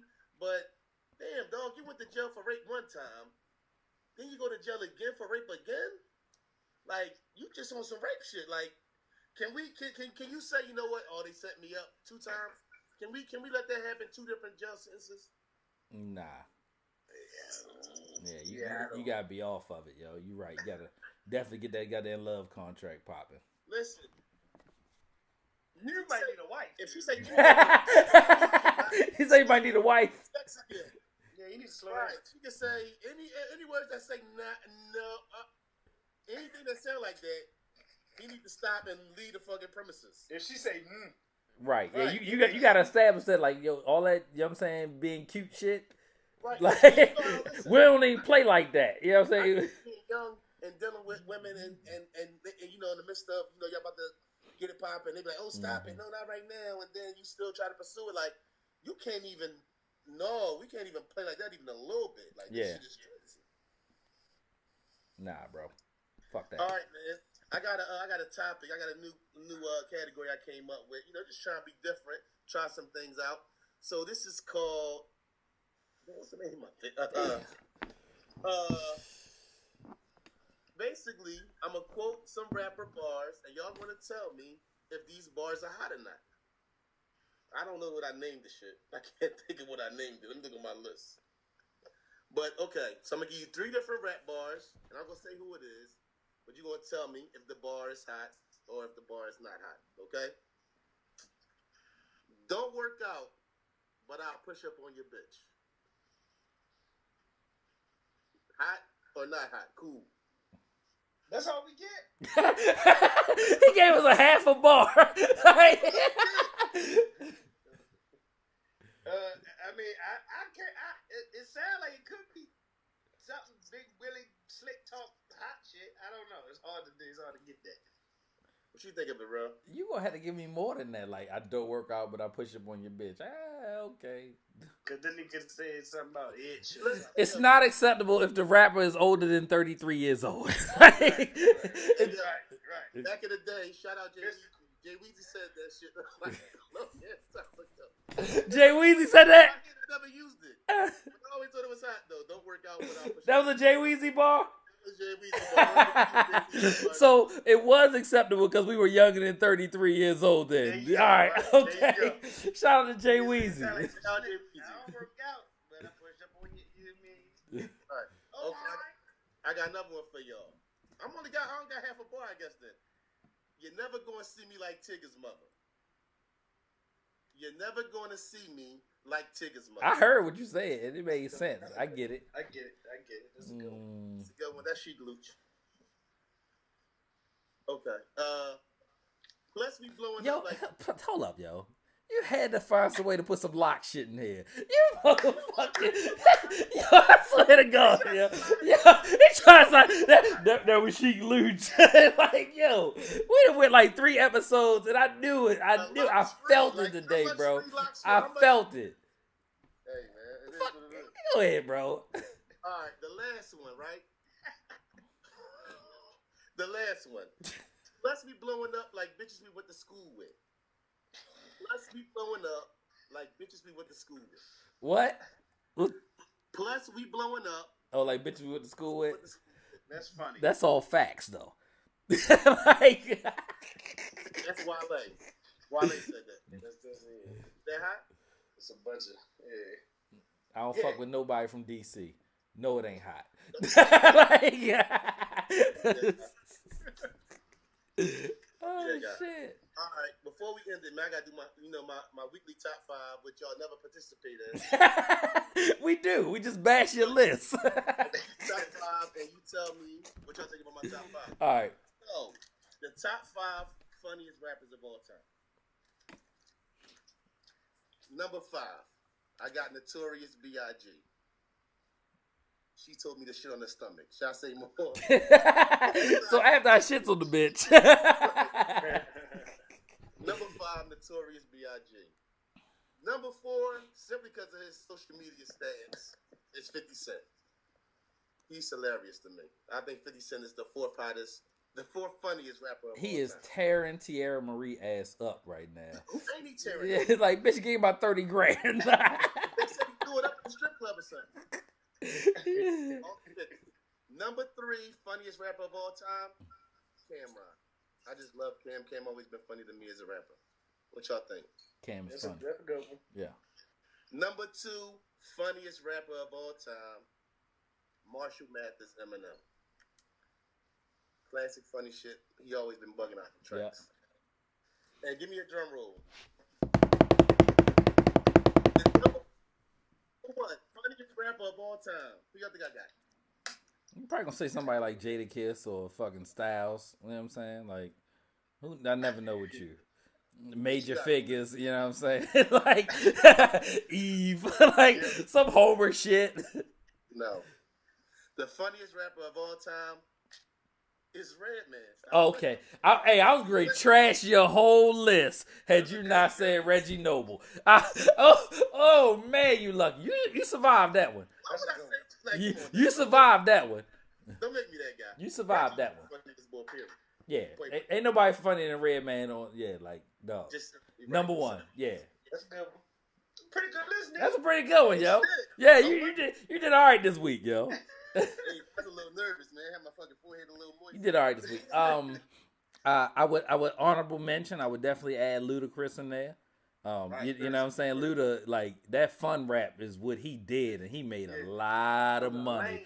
And I mean, he got all the way to movies being funny in his raps. You know what I'm saying?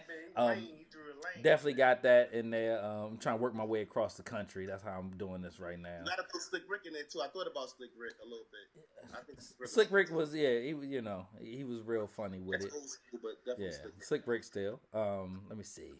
We go to the south and make my way up north, Midwest. Going to the West Coast. Yeah, that's Our side, them dudes was trying to be funny, right? yeah, they were Far trying to be Side. funny. Yeah. Yeah. Let's get y'all got y'all grinding y'all gears. Y'all got some grinding y'all gears. Something we ain't talk about. I do have one topic we ain't talk about. I think we need to address it, even though it's nothing factual about it yet. The Russell Wilson buying Sierra's Masters. I've seen some things that said it was true. I've seen some things that said it wasn't necessarily true. But what do you think about the gesture? That's like husband of the year shit, ain't it? God damn. Bro, how do you feel about it? I'm sorry. Bro, how do you fucking feel? I don't give a fuck, yo. Sierra ain't fucking relevant. Like, I mean, yeah, all right, cool, Russell Wilson. Congratulations. You know what I'm saying? Like, is her catalog enough? Like, first of all, how much you paying for her catalog? Like, I need those particulars, right? Like, who's willing to give up my goodies? like no way. yeah, Keeping that one. yeah. Like, I mean, I don't know how relevant she is or why does that matter to anyone other than, you know, her husband just saying it's cool. Like, Hove couldn't get his masters. Nobody give a fuck about her. Like, man, nah, I don't care. It like, in the grand scheme of being a husband and being in a relationship and doing that for your spouse, that's ultimately cool, right? But as a you know what I'm saying, a spectator or a fan, all right. You know what I'm saying? I want to know the details for me to, you know what I'm saying, really, you know, dig deep and really care about that aspect of it. So that's what I got to say about that. Y'all got anything grinding y'all gears? Yeah. Cool. I'm sorry. Cool. You had some grinding. I can't see you anymore. I still got him. We good. Okay. I think the gesture is dope. Listen, I make the kids listen now to commercials every time there's black music playing in the commercial. Mm-hmm. Run it up the pole and ask the question, who gets paid? That's all I want to know. Right? So it's, I feel, always going to be better when the person who thought of this property, this intellectual property, is the one getting paid from its use. So I hurt for Motown artists when their music is used to hustle everything from cell phones we use to cars we want to drive, but you know they ain't getting paid, and you know they thought of them records, and you know they sang them records and all that stuff. So I am here for ownership the same way that I be here for Neef's ownership. You understand? So if Russell say, hey, whatever they cost, let's own them, and you got the means, that's what the fuck you supposed to do, with or without me. Sierra can be good with or without him. With her masters, because you can put them in and they might show up in a movie 5 years from now. Mm-hmm. They're going to show up in a stripper movie for perpetual. You know what I mean? My goodies are going to be played, you know, in some kind of, so I'm just here for ownership of it all. Yeah. Own your shit, you know what I'm saying? Yeah. Own your own. Anything grinding y'all gears? What you want to be when you grow up, what you want to own when you grown. That's what we talk about. Oh. Yeah. Spit them bars, cool. I still think Nicki Minaj is whack. It's gonna be my grind of my gears until I think of something else more clever. Fuck out of here. Her shit's trash. Her freestyles and everything she doing right now symbolizes trash. Like, fuck out of here. Better off being a little quiet. Yeah. It'd be our best bet. Shout out Isaiah Thomas. He back. Being quiet. That's the perfect example of where you should. Jussie Smollett grind was that just being fake. We already talked about it, but like that was my gig grinding moment, man. Just making all that noise and you ain't on the up and up, blaming folks, and I don't know what you was doing. I don't understand the motive, but yeah. You can hear me? I don't know. Can you hear Neef? You can't hear him or see him? No, I can see cool neither. Oh shit! Yeah, I can see both of y'all and I can hear both of y'all. All right. Well. So do I need to produce now?